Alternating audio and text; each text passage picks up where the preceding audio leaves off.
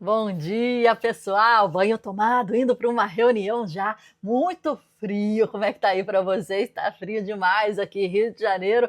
A gente já tá, né, descendo o nosso cachecol, porque tá 23 graus. Tô brincando, tô brincando. Tá 18 graus. Vamos lá? Página. Deixa eu ver aqui onde que a gente deixou da última vez. Ok, a gente terminou a página 97, a gente está entrando na parte 8, em capítulozinho 8zinho aqui, que são mundos conceituais. Então a gente acabou de ver a parte da acadêmico. Então ele falou do estudo, da faculdade, da leitura, de livros e da questão de ensinar e produzir. Foi muito interessante essa discussão, porque realmente é uma coisa que a gente, como artista ou criativos, a gente tem que pensar. A palavra que a gente falou, que fica muito forte, é ecossistema. E falando em ecossistema, a gente tem uma tendência de pessoas que estudam o futuro, né? E aí aqui no Brasil eu indico a @SheLovesFuture, que é a Mônica Magalhães, fala muito bem sobre tendência de futuro. Tiago Matos, do Sul, da empresa Aerolito, também fala muito bem de futuro, ou a empresa americana IFTF, né, Institute for the Future, que eu fiz um curso lá com uma bolsa de estudos. E são 3 referências que falam de tendências de futuro, além do Steven Kotler, por exemplo, Peter Diamandis, por exemplo. Gosto muito do Naval Ravikant, fala algumas coisinhas. Mais mindset, não é tão futuro, mas um cara, né, bem posicionado, né, que tem o livro O Almanaque de Naval Ravikant, que tem resenha aqui no canal, um livro fantástico, muito bom, e Baladi, ou Baladi, não sei, Baladi ou Baladi, um indiano. O Twitter é muito bom para isso, sabe, gente? Eu tenho percebido que as melhores redes sociais são YouTube, porque ela é mais inteligente, né? Ela é mais tranquila, né? Eu acho, tem a questão de dopamina, aquela coisa, mas ela segue um ritmo um pouco mais tranquilo do que TikTok, Instagram, etc.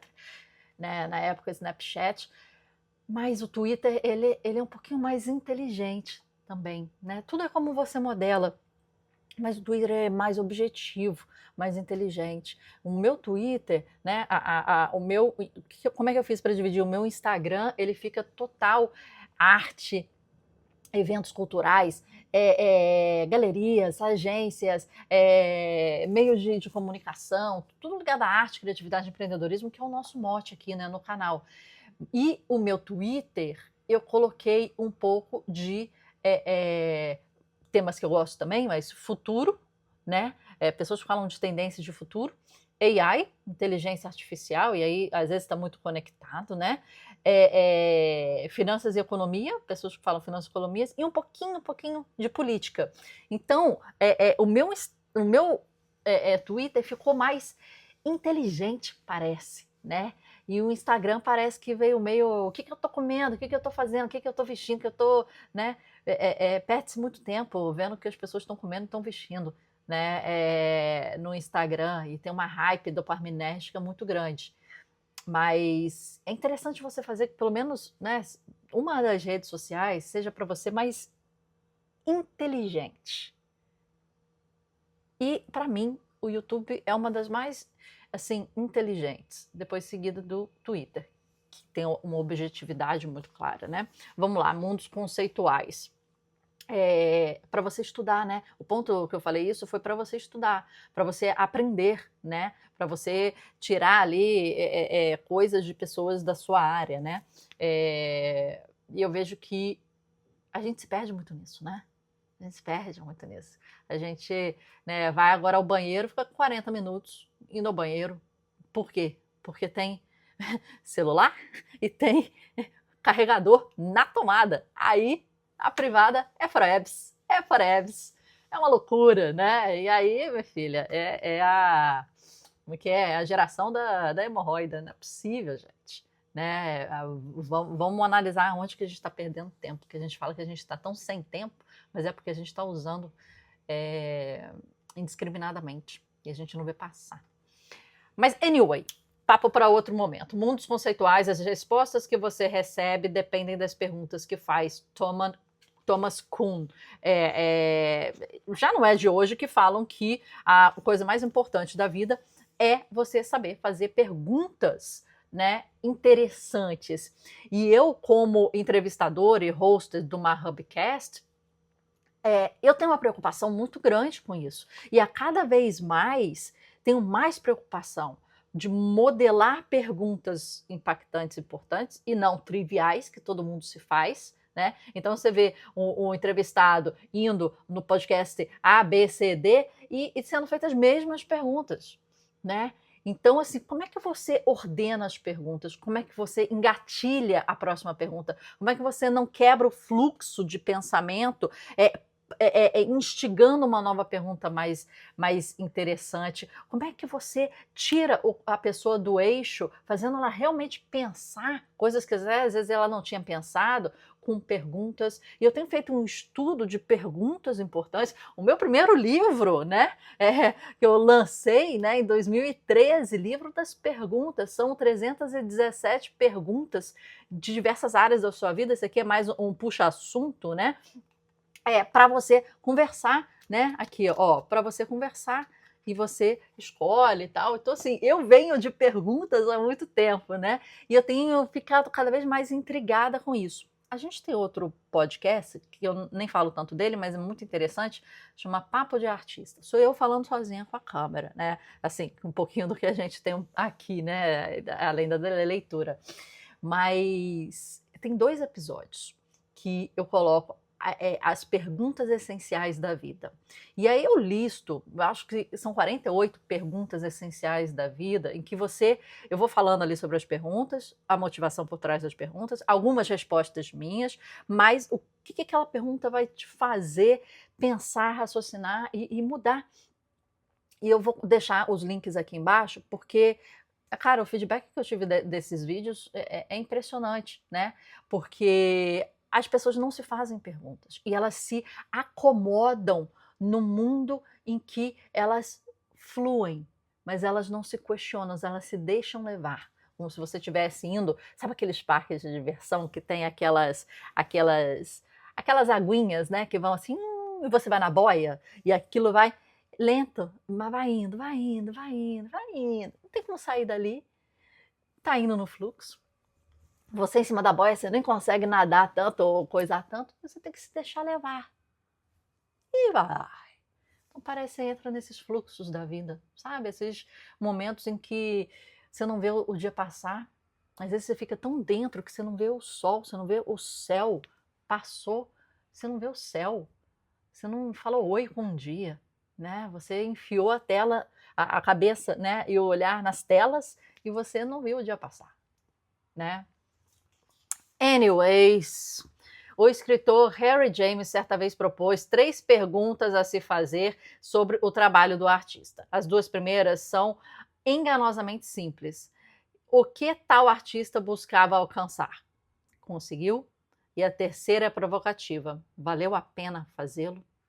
Eu acho que a gente pode tirar isso aqui, você não precisa ser artista para você se perguntar, né? O que aquela pessoa buscava alcançar, a pessoa conseguiu, valeu a pena. São perguntas básicas, né? Não precisa ser nenhum, né? Sócrates, né, que é o mais conhecido pelas perguntas, não precisa ser nenhum Sócrates para fazer esse tipo de pergunta, né? Sua avó te faz, né? Qualquer pessoa te faz.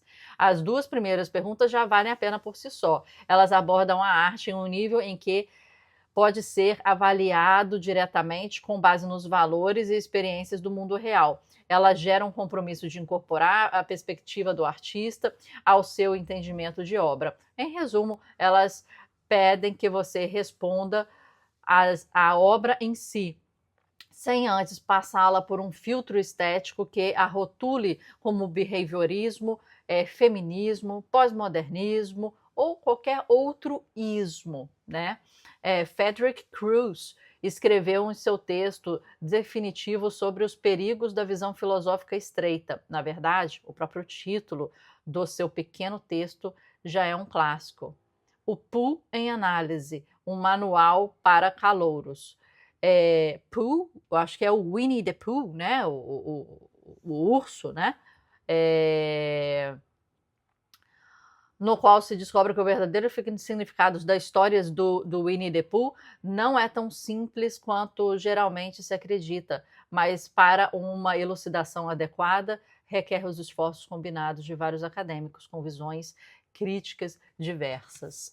Eu acho que se formos estudar todas as histórias de criança, pseudo, né, sendo de crianças, a gente vai ver ali que tem muito mais por trás, tem muito mais de psicologia, de arquétipos, né, por trás daquilo.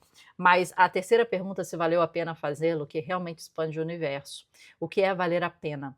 Quantas questões artísticas são inerentes, inerentemente mais interessantes que outras, mais relevantes, mais significativas, mais difíceis, mais provocativas? Todo artista contemporâneo está rodeado de perguntas como essa.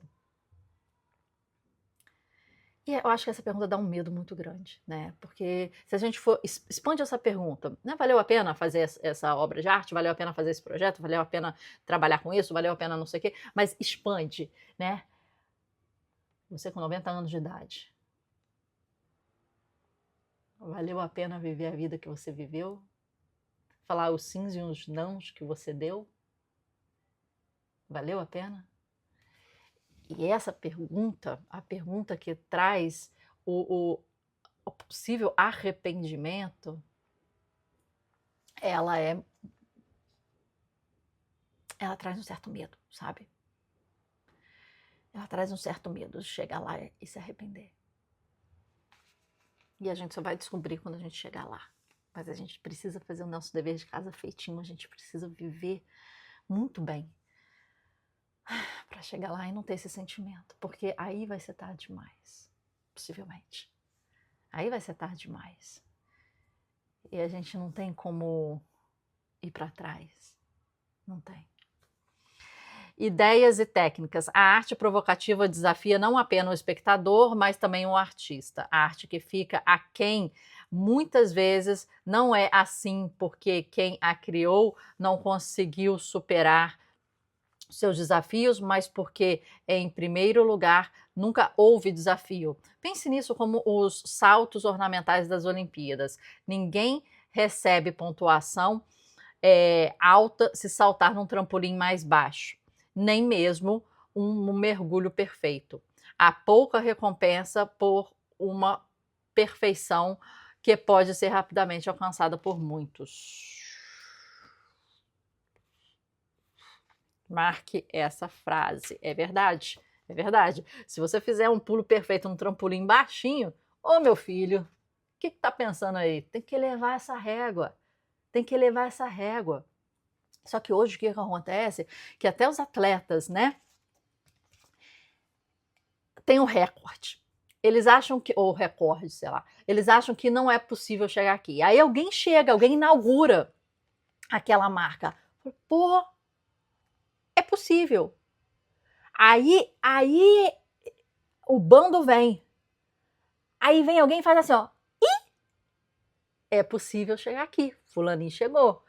Teve mais habilidade, teve mais treino, teve mais recurso, teve mais nutrição, teve mais não sei o quê, teve mais, sei lá, e conseguiu. Aí inaugura um novo recorde, né? E essas inaugurações de recorde, elas têm sido ao longo do tempo, assim, grandes, né? Do que você acreditava que o ser humano era capaz, pensa na corrida, por exemplo, dos metros, dos tempos, né? Para o que o ser humano é capaz hoje. Se você falasse há 40 anos atrás que o cara bateu o recorde em 40% do que era aquilo, a pessoa fala assim, mas é impossível, nenhum ser humano vai fazer isso, porque o recorde agora é aqui. Ninguém tá conseguindo nem chegar aqui, o fulaninho, uma pessoa chegou. Aí você vai falar que o recorde daqui a 40 anos é 40% mais? Não dá como, o ser humano não corre assim, vai ter que ter um pé biônico. Não. E é o ser humano puxando e empurrando os seus limites cada vez mais. E aí você pode falar, não, mas aí tem drogas ilícitas, tem coisas que se fazem que não é legal, que não sei o quê. Pode ter. Mas vamos imaginar que o mundo é bonitinho, né? É bonitinho. Resistir a modelos de perfeição na arte pode parecer estranho, dado a aceitação deles em tantas outras facetas da vida, deixando de lado os saltos grandiosos. Os próprios Jogos Olímpicos têm seu fundamento nas ideias de grandes realizações a partir de regras restritas. Os louros nos 100 metros rasos, afinal, não vão para o corredor que exibir algum trote pessoal e intrigante, mas para aquele que atingir o primeiro objetivo definido. O fardo para o artista, como Anne Truth observa no seu Daybook, é que o advogado, o médico, praticam sua vocação. O encanador, o carpinteiro, sabem o que lhes será pedido. Eles não precisam extrair o trabalho de si mesmo, descobrir as leis, depois se apresentar revirados do avesso para a apreciação do público. É claro que esse não é um lugar fácil de se colocar e muitos artistas não fazem, artistas que precisam da reafirmação constante de que estão no caminho certo, costumam buscar desafios que oferecem objetivos claros e retorno mensurável, desafios técnicos, podemos dizer. O problema disso não é que buscar a excelência técnica seja errado, mas apenas de tê-la como prioridade é colocar a carroça na frente dos bois. Não costumamos nos lembrar durante muito tempo dos artistas que seguiram as regras de forma mais diligente, né, do que qualquer outro. Nós nos lembramos dos que fizeram arte da qual as regras inevitavelmente vão atrás. Marca aí, marca aí. Não são os artistas em que seguem as regras, mas os artistas em que a regra segue ele. Legal, legal essa frase. Marca aí. E o que é mais traiçoeiro, os padrões técnicos conseguem assumir todas as armadilhas dos padrões estéticos.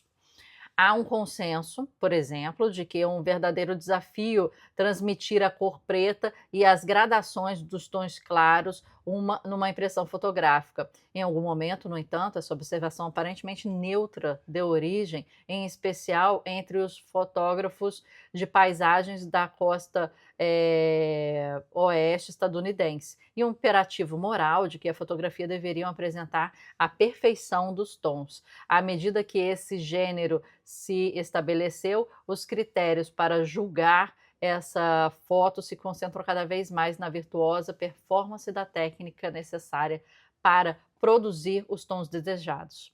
A sutileza tonal se tornou muitas vezes, literalmente, o conteúdo primário. Um destino equivalente recaiu sobre grande parte da música sinfônica do século XX, que foi seduzida por teorias harmônicas arcanas, a ponto do seu público crítico se desviar progressivamente para outras expressões, como o jazz, que permaneceram alicerçadas nos ritmos do mundo real. Vamos dar uma paradinha por aí, que a gente já chegou aqui a 19 minutos, e a gente continua amanhã. Mais leitura, mas a gente marcou duas frases aqui nessa página, né?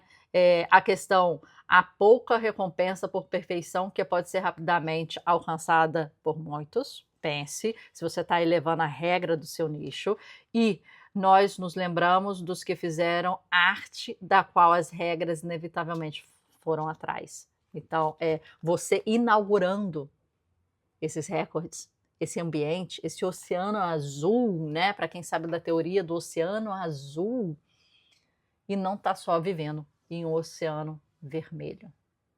Como é que tá isso para você? Esses dois pontos para você. Pensa, dorme com isso na cachola. Até amanhã.